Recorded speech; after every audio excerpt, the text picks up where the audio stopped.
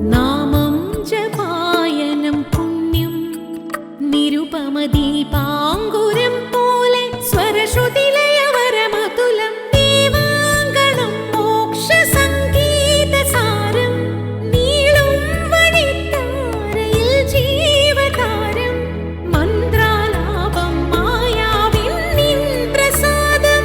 ദീപം ദീപം ദീപം. ഏവർക്കും സന്ധ്യാദീപത്തിലേക്ക് സ്വാഗതം.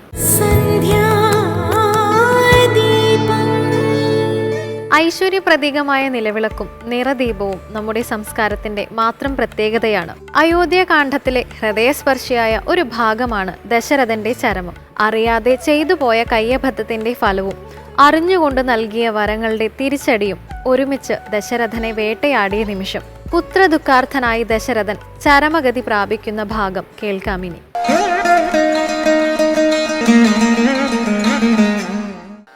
ശ്രീരാമനും തമസാ നദി തന്നുടെ തീരം ഗമിച്ചു വസിച്ചു നിശാമുഖേ.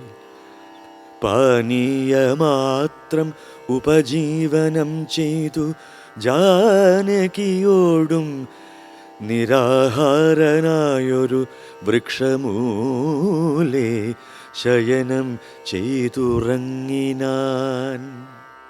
ലക്ഷ്മണൻ വില്ലുമമ്പും ധരിച്ചാന്തികെ രക്ഷിച്ചു നിന്നു.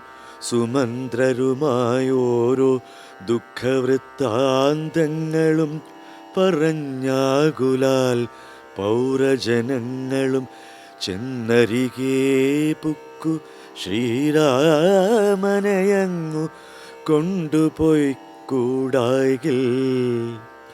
കാനനവാസം നമുക്കുമെന്നേവരും മാനസത്തിങ്കൽ ഉറച്ചു മരുവിനാർ.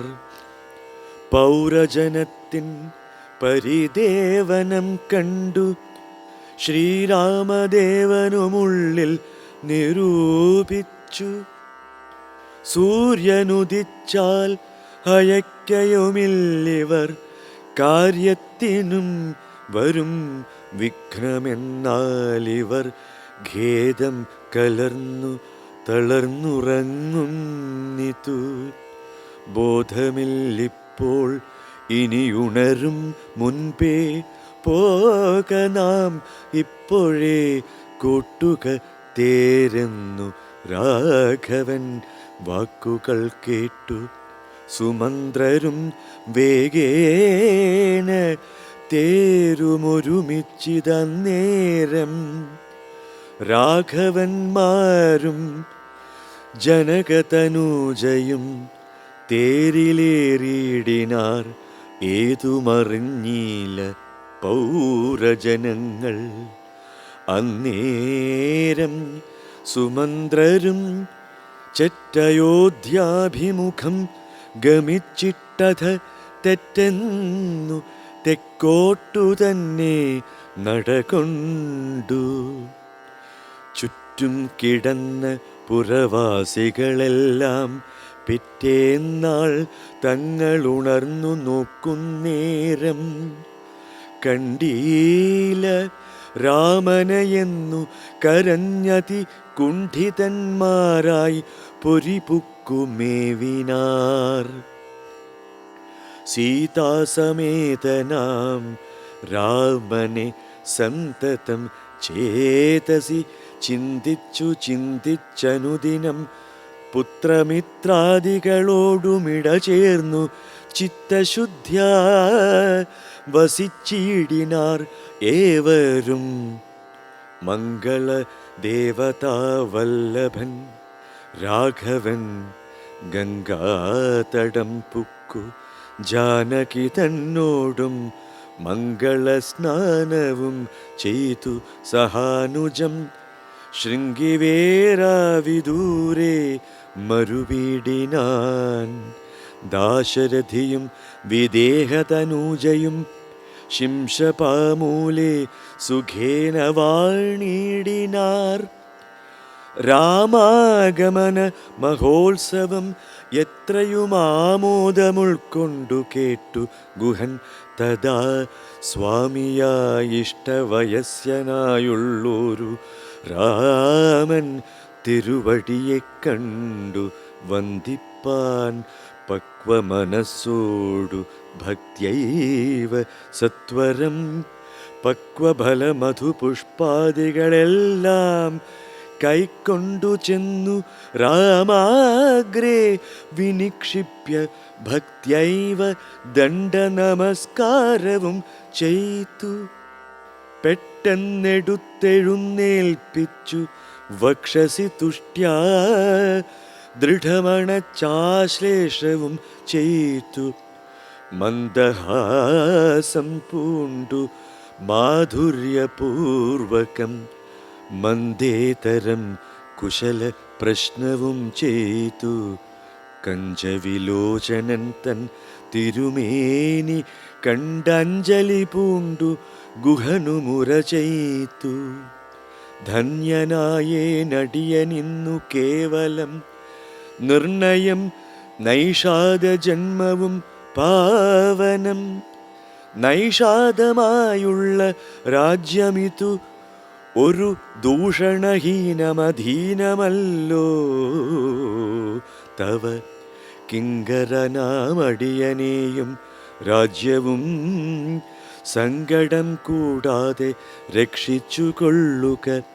സന്തോഷമുൾക്കൊണ്ടിനി നിന്തിരുവടി സന്തതമത്ര വസിച്ചരുളണം. രാമ രാമ രാമ രാമ രാമ രാമ പാഹി മാം. ലൗകിക ജീവിതത്തിൽ കർമ്മങ്ങൾ നൽകുന്ന ഫലം നാം അനുഭവിച്ചു തന്നെ തീരണം. ദശരഥന്റെ ജീവിതം അതിനുദാഹരണമാണ്.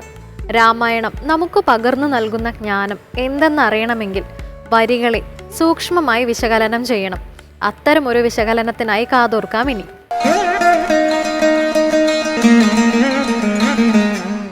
ശ്രീരാമചന്ദ്രസ്വാമിക്കും ലക്ഷ്മണനും സീതാദേവിക്കുമൊക്കെ വനത്തിലേക്ക് പോകാനുള്ള എല്ലാ തയ്യാറെടുപ്പുകളും ഒരുങ്ങി. ഭഗവാൻ കാട്ടിലേക്ക് പോകണം എന്നായിരുന്നു കൈകേയിയുടെ ആഗ്രഹം. പക്ഷേ ഭഗവാൻ പോകണ്ടെങ്കിൽ കൂടെ സദാ ഞാനുണ്ടാവുന്ന ലക്ഷ്മണൻ തീരുമാനിച്ചു. അതേമാതിരി സീതാദേവി പതി എവിടെയുണ്ടോ അവിടെയാണ് എൻ്റെ സ്ഥാനം എന്ന് ദേവിയും തീരുമാനിച്ചു. അങ്ങനെ 3 പേരും പോവുകയാണ്. അതിനു വേണ്ടിയിട്ട് ഒരുക്കങ്ങളൊക്കെ തയ്യാറായി. പൗരാവലിയൊക്കെ അവിടെ നിന്നു, തയ്യാറായിട്ട് നിന്നു. കാരണം അവർക്ക് ഏറ്റവും സങ്കടകരമായിട്ടുള്ള അവസ്ഥയാണ്. അവരുടെ ജീവിതത്തിൽ ഇതിലും വലിയൊരു സങ്കടം ദുഃഖം അവരനുഭവിച്ചിട്ടുണ്ടാവില്ല. എല്ലാവരും ആ തരത്തിൽ വാവിട്ട് കരയാണ്. അപ്പോൾ ഭഗവാൻ അമ്മയായിട്ടുള്ള കൗസല്യാമാതാവിനോടൊക്കെ അനുവാദമൊക്കെ വാങ്ങി. ലക്ഷ്മണൻ സുമിത്രയോടും അനുവാദം വാങ്ങി. ഇനി വീണ്ടും പിതാവായിട്ടുള്ള ദശരഥ മഹാരാജാവിൻ്റെ അന്തഃപുരത്തിലേക്ക് വരികയാണ്. അവിടെ കൈകേയി മാതാവ് നിൽക്കുന്നുണ്ട്. കൈകേയിയോട് പറഞ്ഞു, അമ്മയെ വിഷമിക്കരുത്, എല്ലാ ഖേദങ്ങളും കളയുക. ഞങ്ങൾ 3 പേരും ഇപ്പോഴും തന്നെ വനത്തിലേക്ക് പുറപ്പെടുകയാണ്. അമ്മ എന്താണോ ആഗ്രഹിച്ചത് ആ ആഗ്രഹം പിതാവിന് മുന്നേ വരം അദ്ദേഹത്തിൻ്റെ കയ്യിൽ നിന്ന് പ്രാപ്തമായിട്ടുണ്ട് എന്നുള്ള ഒരു വാക്ക് കാരണം ആ സമയത്ത് കൈകേയി വളരെ സന്തോഷത്തിൽ നിൽക്കുക. കാരണം മകന് രാജ്യം കിട്ടി. എന്താണോ താൻ ആഗ്രഹിച്ചത് അത് തനിക്ക് കിട്ടി. ഇപ്പോഴും 3 പേർക്കും പ്രത്യേകം മരവുരികൾ നൽകുന്നുണ്ട്. രാജകീയമായിട്ടുള്ള ഒരടയാളങ്ങളും ഒരു വസ്ത്രവും അവർ ധരിക്കരുത്. മരവുരികൾ ധരിച്ചുകൊണ്ട് വേണം പോകാൻ. ഇപ്പോഴും ലക്ഷ്മണൻ ഭഗവാന്റെ ആജ്ഞയ്ക്ക് വേണ്ടിയിട്ട് കാത്തു നിന്നു. ഭഗവാന്റെ മനസ്സറിഞ്ഞ് ലക്ഷ്മണൻ അത് സ്വീകരിച്ചു. ശ്രീരാമചന്ദ്രസ്വാമി ആദ്യമേ അത് സ്വീകരിച്ചു. ഇപ്പോഴും ദേവി ഇത് കയ്യിൽ വെച്ചിട്ട് നോക്കിയിരിക്കുക. കാരണം ഇതിനു മുന്നേ ഇങ്ങനൊരു വസ്ത്രം ധരിച്ചിട്ടില്ല, ഇങ്ങനൊരു വസ്ത്രം ധരിച്ച ശീലമില്ല. വളരെ വില കൂടിയിട്ടുള്ള വളരെ ഗംഭീരമായിട്ടുള്ള പട്ടുവസ്ത്രങ്ങൾ മാത്രം ധരിച്ചവളാണ് ദേവി. ജനകൻ്റെ കൊട്ടാരത്തിൽ എല്ലാ സുഖങ്ങളിലും സൗകര്യങ്ങളിലും ജീവിച്ചവളാണ്. അത് കഴിഞ്ഞ് ദശരഥ മഹാരാജാവിൻ്റെ കൊട്ടാരത്തിൽ ശ്രീരാമചന്ദ്രസ്വാമിയുടെ പത്നിയായിട്ട് ഭാര്യയായിട്ട് വന്നപ്പോഴും സുഖങ്ങളാണ്, സൗകര്യങ്ങളാണ്. അങ്ങനെയുള്ള ദേവിക്ക് ഇത് ഉടുത്തിട്ട് ശീലമില്ല. അപ്പോൾ ദേവി ഇതിങ്ങനെ പിടിച്ചിട്ട് ഭഗവാനെ നോക്കി, എന്താ ചെയ്യേണ്ടത്? ഭഗവാനെ ഞാൻ എന്ത് ചെയ്യണം? ഇത് കൊടുക്കണോ? ഇത് വാങ്ങണോ? ത്യജിക്കാൻ പറ്റുമോ? ഒന്നും അറിയില്ല. അപ്പോൾ ഭഗവാൻ ഒന്നും പറയാണ്ട് ആ മരവുരി വാങ്ങിയിട്ട് ദേവിയുടെ ദിവ്യവസ്ത്രങ്ങളുടെ മുകളിൽ വെച്ചു കൊടുത്തു. ഇത് കണ്ടപ്പോൾ വസിഷ്ഠന് എന്തെന്നില്ലാത്ത ദേഷ്യ വന്നത്. നേരെ ഓടി വന്നിട്ട് കൈകേയിയെ ഒരുപാട് ഭർജിച്ചു. എന്നിട്ട് പറഞ്ഞു, ക്രൂരേ, നിശാചരി, ഖലേ, ഇങ്ങനെ ഒരു കാര്യം നിൻ്റെ മനസ്സിൽ എങ്ങനെയാണ് തോന്നിയത്? ഈ സീതാദേവി വനത്തിലേക്ക് പോകുന്നുണ്ടെങ്കിൽ, രാമനെ അനുഗമിച്ചിട്ട് സീത വനത്തിൽ പോകണ്ടെങ്കിൽ, എല്ലാ സുഖങ്ങളും സൗകര്യങ്ങളും അനുഭവിച്ച് അവൾ ഇന്ന് രാമനെ അനുഗമിച്ചിട്ട് പോകുന്നുണ്ടെങ്കിൽ, സ്വർണ്ണാഭരണ വിഭൂഷിതയായിട്ട് നല്ല പട്ടുവസ്ത്രങ്ങൾ ധരിച്ചിട്ട് മാത്രമേ പോകൂ. അങ്ങനെ ദേവി പട്ടുവസ്ത്രങ്ങളൊക്കെ ധരിച്ചിട്ടാണ് കാട്ടിലേക്ക് പോണത്. ആ സമയത്ത് പൗരവാസികളെല്ലാം ഭഗവാന്റെ പിന്നാലെ കൂടി, എല്ലാവരും ഭഗവാന്റെ പിന്നാലെ വരികയാണ്. അങ്ങ് ഏതായാലും ഈ രാജ്യത്ത് നിൽക്കില്ല, അങ്ങ് വാക്ക് കൊടുത്തു. സൂര്യവംശത്തിൽ പിറന്നവർ വാക്ക് കൊടുത്തു കഴിഞ്ഞാൽ വാക്കാണ്, അതിനിളക്കം തട്ടില്ല. അതുകൊണ്ട് ഞങ്ങളും എന്ത് ചെയ്യും, അങ്ങയുടെ പിന്നാലെ വരും. സ്വന്തം കുടുംബത്തിൽ ഒരാൾ മരണപ്പെട്ട് കഴിഞ്ഞാൽ, അല്ലെങ്കിൽ ഒരാൾക്ക് അത്യാഹിതം സംഭവിച്ചു കഴിഞ്ഞാൽ എങ്ങനെ അവർ ദുഃഖിക്കുമോ അതേമാതിരി ദുഃഖിച്ചിട്ടാണ് ഭഗവാന്റെ പിന്നാലെ പോണത്. പാവിട്ട് നിലവിളിച്ചിട്ട് നെഞ്ചത്തടിച്ച് കരഞ്ഞിട്ടാണ് പോണത്. ആലോചിച്ച് നോക്കുക, ഒരു രാജാവിന്, ഒരു ഭരണാധികാരിക്ക് ഇതിൽ പരം എന്ത് സ്വപ്നം കാണാൻ പറ്റും? ഇതിൽ പരം എന്താ ഒരു ഭരണാധികാരി നേടേണ്ടത്? പ്രജകളുടെ ഹിതം അനുസരിച്ച്, പ്രജകളുടെ നന്മയനുസരിച്ച് പ്രവർത്തിക്കണ ഒരു ഭരണാധികാരിക്ക് ഇതിൽ പരം മറ്റൊന്നും നേടാനില്ല. പ്രജകളുടെ സ്നേഹം ഇന്ന് ഏത് ഭരണാധികാരിക്ക് അത് സ്വപ്നം കാണാൻ പറ്റും? ശ്രീരാമചന്ദ്രസ്വാമി ഏറ്റവും ഉത്തമനായിട്ടുള്ള, ഭാരതം കണ്ടിട്ടുള്ള, ലോകം കണ്ടിട്ടുള്ള ഏറ്റവും ഉത്തമനായിട്ടുള്ള ഭരണാധികാരിയാണ്. എഴുത്തച്ഛൻ അങ്ങനെ പറഞ്ഞു വെക്കുന്നുണ്ട്. പ്രജകൾ പിന്നാലെ ഓടുക, ഭഗവാനേ ഞങ്ങൾ വരും. അവസാനം ഇവർ ഉറങ്ങിക്കിടക്കണ സമയത്ത് തേർചക്രം അയോധ്യയുടെ നേരെ തിരിച്ച് കുറച്ച് ദൂരം അങ്ങനെ ഓടി അവരെ കബളിപ്പിച്ചിട്ടാണ് ഭഗവാൻ പോണത്. വേറൊരു നിവർത്തിയില്ല. ജനങ്ങൾ മുഴുവൻ തൻ്റെ കൂടെ വന്നു കഴിഞ്ഞാൽ തൻ്റെ കാര്യം നടക്കില്ല, രാജ്യം ശിഥിലാവും. പ്രജകളാണ് രാജ്യത്തിൻ്റെ അടിസ്ഥാനം, രാജാവല്ല. അത് ഭഗവാൻ അറിയാം. അപ്പോൾ ആ ജനങ്ങളൊക്കെ ദുഃഖിച്ചിട്ട് രാമസ്മരണയിൽ ഇനി എന്ത് ചെയ്യാം? ജീവൻ തള്ളി നിൽക്കാം. ഭഗവാനെയോ നഷ്ടപ്പെട്ടു, ആ സ്വരൂപത്തെ ഏതായാലും 14 കൊല്ലത്തേക്ക് ഞങ്ങൾക്ക് നഷ്ടപ്പെട്ടു. മാംസവും മജ്ജയോടും കൂടി ഞങ്ങൾ ഇതുവരെ കണ്ടിട്ടുള്ള സ്നേഹിച്ചിട്ടുള്ള ആരാധിച്ചിട്ടുള്ള ആ സ്വരൂപം കാട്ടിലേക്ക് പോയി. ഇനി ആ നാമത്തെ തന്നെ ശരണം പ്രാപിച്ചിട്ട് ജീവിക്കാം എന്ന് പറഞ്ഞിട്ട് എല്ലാവരും പോയി. ആ സമയത്താണ് ഗുഹനെ കാണുന്നത്. ഗുഹൻ ഭഗവാന്റെ ഈ അവസ്ഥ കണ്ടിട്ട് പറയാണ്, അങ്ങ് എൻ്റെ കൊട്ടാരത്തിൽ വസിച്ചോളൂ, ഞാനത് വളരെ ഗംഭീരമായിട്ട് ഭംഗിയായിട്ട് സൂക്ഷിക്കാം, വൃത്തിയാക്കാം, അങ്ങ് അവിടെ വസിച്ചോളൂ എന്ന് പറഞ്ഞു. ആ സമയത്ത് ഭഗവാൻ അതൊക്കെ തിരസ്കരിച്ചു. എൻ്റെ സഖാവായിട്ടുള്ള നീ ഈ രാജ്യം പരിപാലിക്കുക, ഞാൻ കാട്ടിലേക്ക് പോവുക എന്ന് പറഞ്ഞ് ഗുഹനെ സമാധാനിപ്പിച്ച് ആ സമയത്ത് ഭഗവാൻ കടക്കണ അവസ്ഥ കാണുമ്പോൾ ഗുഹൻ്റെ ഉള്ളു പൊട്ടിയിട്ട് സൗമിത്രിയോട് പറയുന്നുണ്ട്, ആ മന്ധര എന്ത് ക്രൂരയാണ്, കൈകേയി എന്ത് ക്രൂരയാണ്, എല്ലാ സുഖങ്ങളിലും ജീവിച്ചിട്ടുള്ള ഭഗവാനെ ഈ അവസ്ഥയിലാക്കിയല്ലോ. അപ്പോൾ സൗമിത്രി ഭഗവാൻ എന്താണോ സൗമിത്രിക്ക് ഭഗവാൻ ഉപദേശിച്ചു കൊടുത്തിട്ടുള്ളത്, ആ ഉപദേശത്തിൻ്റെ വെളിച്ചത്തിൽ നിന്നിട്ട് ഗുഹനൊരു ഉപദേശം കൊടുക്കുന്നുണ്ട്. സുഖദുഃഖങ്ങളെ പറ്റിയിട്ട് വളരെ വിസ്തരിച്ചിട്ടുള്ള ഉപദേശമാണ്. സുഖവും ദുഃഖവും നമ്മുടെ പൂർവ്വത്തിലുള്ള കർമ്മങ്ങൾക്കനുസരിച്ച് വരും എന്നാണ് പറയുന്നത്. നമ്മുടെ സുഖദുഃഖങ്ങളുടെ കാരണം മറ്റൊരാൾ എന്ന് ചിന്തിക്കരുത്, അത് നമ്മളാണ്. അതുകൊണ്ട് എല്ലാറ്റിനെയും സ്വീകരിച്ച് രാമനാമം ജപിച്ചിട്ട് അതിനൊക്കെ രാമനാമത്തിൽ സമർപ്പിച്ചിട്ട് ജീവിക്കാൻ പറഞ്ഞു. അത് കഴിഞ്ഞിട്ട് അവർ ഗംഗ കടക്കാനുള്ള ഉദ്യമത്തിലേക്ക് പോവുകയാണ്. ഗംഗയ്ക്ക് ബലിപൂജകൾ നൽകാം എന്നുള്ള ഉറപ്പിൽ ദേവി ഗംഗ കടക്കുകയാണ്. ആ ഗംഗ കടക്കുന്ന ശ്രീരാമചന്ദ്രസ്വാമിയെ, സീതാദേവിയെ, ലക്ഷ്മണനെ മനസാ സ്മരിച്ചുകൊണ്ട് ഇന്നത്തെ അധ്യായം ഇവിടെ ഭഗവാന്റെ പാതാരവിന്ദങ്ങളിൽ സമർപ്പിക്കാം. ഹരി ഓം തത്സത്. ശ്രീ ഗുരുഭ്യോ നമഃ.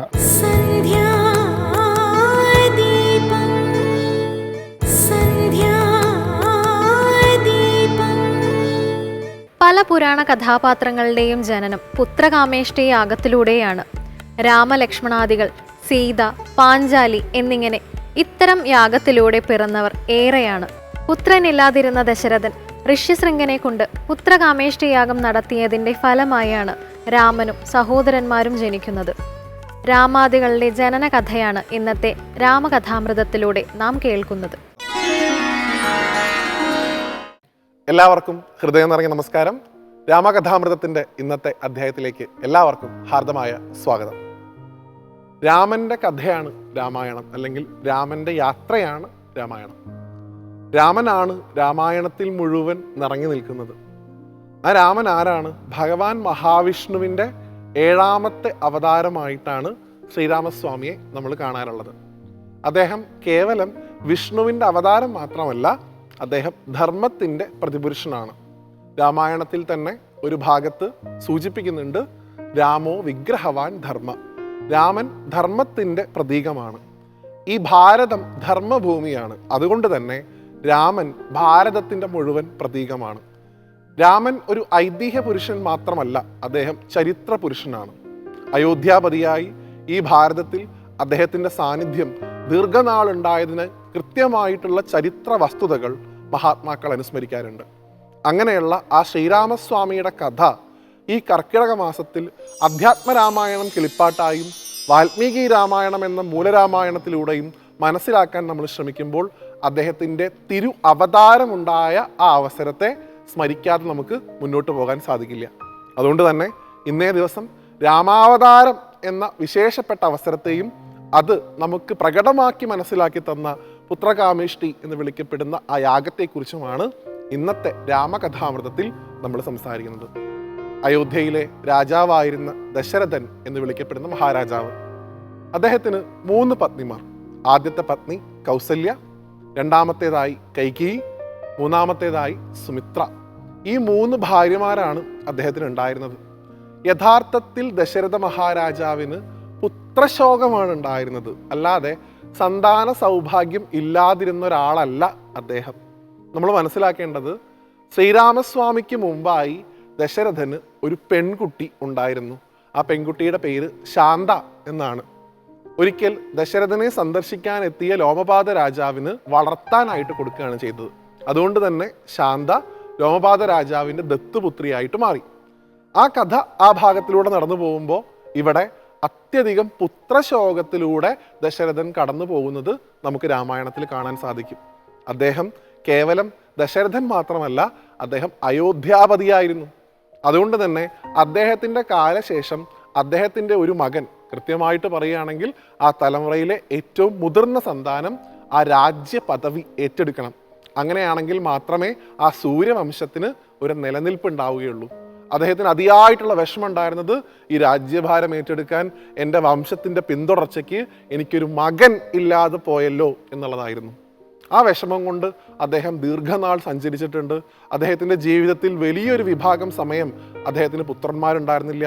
വാർദ്ധക്യാവസ്ഥയിലേക്ക് ദശരഥൻ സമീപിക്കുന്ന സമയത്താണ് ഇനിയും ഇങ്ങനെ മുന്നോട്ട് പോയാൽ ശരിയാവില്ല, ഒരു അനന്തരാവകാശി വേണം എന്നുള്ള ഒരു സങ്കല്പം അദ്ദേഹത്തിന് അതിയായിട്ട് തോന്നുകയും അദ്ദേഹത്തിൻ്റെ കുലഗുരുവായിരുന്ന വസിഷ്ഠ മഹർഷിയുടെ ഉപദേശപ്രകാരം വിശേഷപ്പെട്ട ഒരു യാഗം നടത്താൻ അദ്ദേഹം തീരുമാനിക്കുകയും ചെയ്യുന്നത്. ആ യാഗത്തിൻ്റെ പേരാണ് പുത്രകാമേഷ്ടി. പുത്രകാമേഷ്ടി സൽസന്താനങ്ങൾ ഉണ്ടാവാൻ വേണ്ടിയിട്ടുള്ള യാഗമാണ്.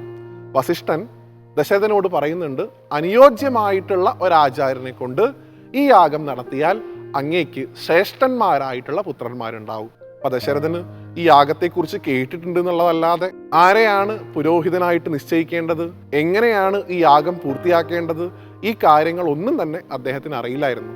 അവിടെയും രാജഗുരു എന്നുള്ള ആ പദവിയിലിരിക്കുന്ന വസിഷ്ഠൻ കൃത്യമായിട്ടുള്ള ഉപദേശങ്ങൾ അദ്ദേഹത്തിന് കൊടുക്കുന്നു.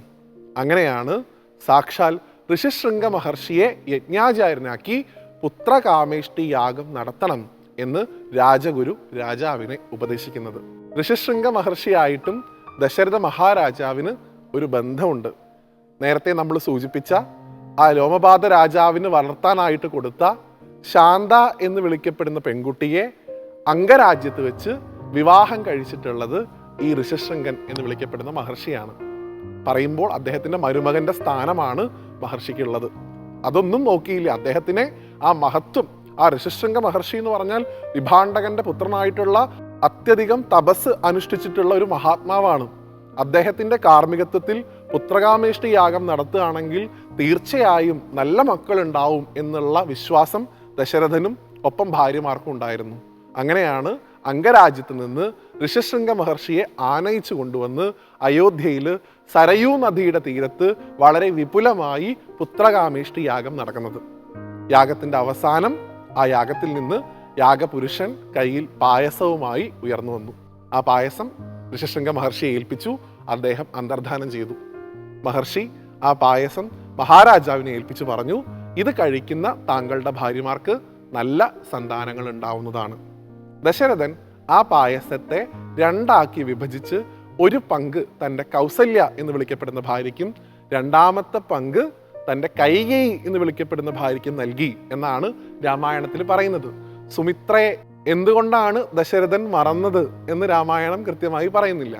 എന്തു തന്നെയായാലും തൻ്റെ സപത്നിയോട് അത്യധികം സ്നേഹമുണ്ടായിരുന്ന കൗസല്യയും കൈകേയിയും തങ്ങൾക്ക് ലഭിച്ചിട്ടുള്ള പായസത്തിൻ്റെ ഓരോ പങ്ക് വീതം സുമിത്രയ്ക്ക് നൽകുകയും ചെയ്തു. അങ്ങനെ ആ പായസം കഴിച്ച കൗസല്യാദേവി ഗർഭിണിയായി. ആ കൗസല്യയുടെ മകനായി ഭഗവാൻ തൻ്റെ 7ാമത്തെ അവതാരം ശ്രീരാമചന്ദ്ര പ്രഭുവായി അയോധ്യയിൽ ജനിച്ചു. അടുത്തത് ഭരതനാണ്. കൈകേയിയുടെ ഗർഭത്തിൽ ഭഗവാൻ ഭരതൻ എന്ന ഭാവത്തിൽ ജനിച്ചു. 2 പങ്ക് പായസം ലഭിച്ചതിനാൽ 2 പേരെയാണ് സുമിത്ര പ്രസവിച്ചത്. ഒരാളുടെ പേര് ലക്ഷ്മണൻ, അടുത്ത ആളുടെ പേര് ശത്രുഘ്നൻ. ഇങ്ങനെയാണ് ഭഗവാന്റെ വിഭൂതികൾ കൂടി ഭഗവാന്റെ ഒപ്പം ആ രാമാവതാര ലീല സമയത്ത് പ്രകടമായത്. ഭഗവാൻ സ്വയം രാമനായിട്ട് അവതരിച്ചു. ലക്ഷ്മണനായിട്ട് അവതരിച്ചത് അനന്തനാണ്, ആദിശേഷനാണ് എന്നാണ് സങ്കല്പം. സാക്ഷാൽ ഭരതൻ ഭഗവാന്റെ ശംഖാണ് എന്നാണ് സങ്കല്പം. ശത്രുഘ്നൻ ഭഗവാന്റെ ചക്രമാണ് എന്നാണ് സങ്കല്പം. അങ്ങനെ സർവ്വവിഭൂതികളോടും കൂടി ഭൂഭാരത്തെ തീർക്കാനായിട്ടും രാവണനെ നിഗ്രഹിക്കാനായിട്ടും ധർമ്മത്തെ പുനഃസ്ഥാപിക്കാനായിട്ടും ഭഗവാൻ നാരായണൻ രാമാവതാരം എടുത്തു. ആ രാമൻ നമ്മളുടെ ഉള്ളിൽ ആത്മാരാമനായിട്ട് വിളങ്ങുന്നു. എങ്ങനെയാണോ ഭാരതത്തിൻ്റെ രാഷ്ട്രപിതാവായിട്ടുള്ള മഹാത്മജി സദാസമയവും ആ രാമനെ ഉയർത്തിപ്പിടിച്ച് അദ്ദേഹത്തിൻ്റെ രാജ്യം ഈ രാജ്യത്ത് സമാഗതമാവണമെന്ന് ആഗ്രഹിച്ചത്, അതുപോലെ നമുക്കും ആ ആത്മാരാമനായിരിക്കുന്ന ശ്രീരാമചന്ദ്രസ്വാമിയെ സാഷ്ടാംഗം നമസ്കരിച്ച് ഈ രാമായണ മാസത്തിൽ അദ്ദേഹത്തെ ഭജിക്കാം. അടുത്ത ഒരു കഥയുമായി വീണ്ടും കാണുന്നത് വരെ എല്ലാവർക്കും നന്ദി, നമസ്തേ.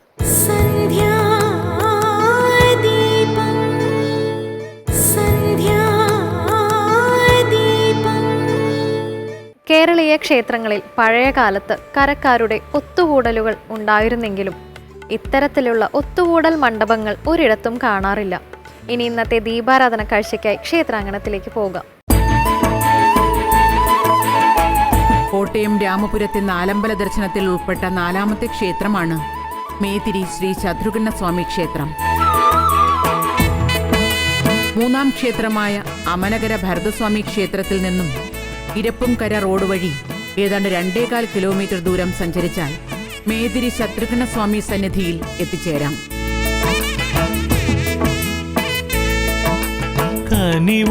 ഒരേ ഐതിഹ്യ കഥയാൽ പരസ്പരം ബന്ധപ്പെട്ടിരിക്കുന്നു എന്നതുകൊണ്ട് തന്നെ ക്ഷേത്രഘടനയിലും ആചാരാനുഷ്ഠാനങ്ങളിലും ഏറെ സമാനതകളുണ്ട് ഈ 4 ക്ഷേത്രങ്ങൾക്കും. അഴകോലും തിരുരൂപം മകതാരിൽ നിറച്ചാർത്തായി മറ്റ് ക്ഷേത്രങ്ങളിലെ പോലെ തന്നെ ചതുർബാഹുവായ വിഷ്ണുരൂപമാണ് ശ്രീകോവിലിൽ. ക്ഷേത്രത്തിൽ ധ്വജസ്തംഭമില്ല, അതുകൊണ്ട് തന്നെ കൊടിയേറ്റുത്സവവുമില്ല. അറിവായി നിറവായി കർക്കിടക മാസത്തിലെ നാലമ്പല ദർശനം തന്നെയാണ് ഇവിടുത്തെ വിശേഷ ഉത്സവം. ഇടവത്തിലെ അത്തം നാൾ പ്രതിഷ്ഠാദിനമായി ആഘോഷിക്കുന്നു. കൂടാതെ രാമനവമി ഒരു പ്രധാന ദിനമായി ആഘോഷിക്കപ്പെടുന്നുണ്ട്. രാമപുരത്തെ 4 ക്ഷേത്രങ്ങളുമായി ബന്ധപ്പെട്ടും ഉപദേവതാഭാവത്തിൽ ഭദ്രകാളി ക്ഷേത്രങ്ങളുണ്ട്. അതിൽ മേതിരിയിലെ ഭദ്രകാളി ക്ഷേത്രത്തിൽ ഏറ്റവും ശക്തിയാർന്ന ശ്രീപോർക്കലി ഭാവത്തിലാണ് ദേവി കുടികൊള്ളുന്നത്.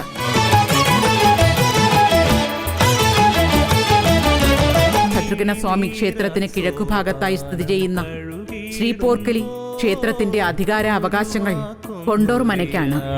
മനം പേർത്തുപോയി പെരുമാളെ ഇനി എൻ്റെ ഉൾപ്പൂവിന. ശത്രുഘ്ന ക്ഷേത്രം എന്നാണ് അറിയപ്പെടുന്നതെങ്കിലും ക്ഷേത്രത്തിലെ പ്രതിഷ്ഠയ്ക്ക് 2 ഭാവങ്ങളുണ്ട്. ഉച്ചവരെ ശത്രുഘ്ന ഭാവത്തിലും അതിനുശേഷം സന്താന ഗോപാല ഭാവത്തിലുമാണ് ഭഗവാൻ കുടികൊള്ളുന്നത്. മിന്നും വെൺഖഡ്ഗമുമായി ദേവതേരോട്ടമായി ശരരേഖ കടന്നിടാൻ വര. അതുകൊണ്ട് തന്നെ നാലമ്പല ദർശനത്തിന് എത്തുന്നവർ ഉച്ചയ്ക്ക് 12:30 മുമ്പ് അത് പൂർത്തിയാക്കേണ്ടതുണ്ട്. അല്ലാത്ത പക്ഷം ശത്രുഘ്ന സ്വാമിയുടെ ദർശനം ലഭിക്കുകയില്ല. കണി കാണും പുലർവേള സ്തുതി പാടുമീ പൂർണ്ണനദി. പഴയ കാലത്ത് ഇത് ഒരു വിഷ്ണു ക്ഷേത്രമായിരുന്നുവെന്നും അതിന് സമീപത്തായിരുന്നു ശത്രുഘ്ന ക്ഷേത്രമെന്നും അത് ക്ഷയിച്ചു പോയപ്പോൾ ശത്രുഘ്ന ചൈതന്യം ഇവിടെ ലയിച്ചു എന്നുമാണ് വിശ്വാസം.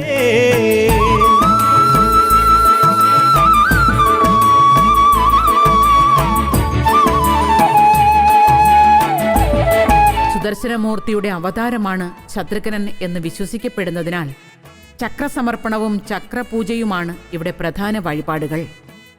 മറ്റു വഴിപാടുകളെല്ലാം സാധാരണ വിഷ്ണു ക്ഷേത്രത്തിലേതുപോലെ തന്നെയാണ്. സന്താനമൂർത്തി ഭാവമുള്ളതിനാൽ തൊട്ടിൽ സമർപ്പണം ഒരു സവിശേഷ നേർച്ചയാണ്. തിരുവോണം വരുമല്ലോ അഖിലേശ്വര. ശത്രുബാധാദോഷങ്ങളുടെ നിവാരണം, ഉദ്ദിഷ്ട കാര്യസിദ്ധി എന്നിവയാണ് ചക്രസമർപ്പണത്തിലൂടെ ഭക്തർ നേടിയെടുക്കുന്ന അനുഗ്രഹം. പെരുമാളെ മാലാധര ദേവാ കരുണാമയനേ പാപജന്മങ്ങളിൽ പൂവും. കഠിനകാലം എന്ന് വിശേഷിപ്പിക്കപ്പെട്ടിരുന്ന കർക്കിടകത്തെ ഭക്തി കൊണ്ട് കമനീയ കാലമായി പരിവർത്തനം ചെയ്യുന്ന നാലമ്പല ദർശന പുണ്യം എല്ലാ ഭക്തരിലേക്കും ഒഴുകിയെത്തട്ടെ എന്ന പ്രാർത്ഥനയോടെ മേദിരി ക്ഷേത്ര ദർശനം കഴിഞ്ഞ് രാമസന്നിധിയിലേക്ക് മടങ്ങാം. ഹരേ രാമ രാമ രാമ. കണി കാണും പുലർവേള സ്തുതി പാടുമീ. നമുക്ക് നമ്മുടെ നേട്ടകോട്ടങ്ങൾ അറിയണമെങ്കിൽ മറ്റുള്ളവർ നമ്മെ എങ്ങനെ കാണുന്നു എന്നറിയണം. ഓർക്കുക, സമൂഹം ഒരു കണ്ണാടിയാണ്. നമ്മുടെ നന്മ തിന്മകൾ അതിൽ പ്രതിഫലിക്കും. അതിനാൽ സ്വയം നന്നാകലാണ് സമൂഹത്തിൻ്റെ പ്രീതി നേടാനുള്ള ഉപാധി. ഇന്നത്തെ സന്ധ്യാദീപം ഇവിടെ പൂർണ്ണമാകുന്നു. ഏവർക്കും നന്ദി.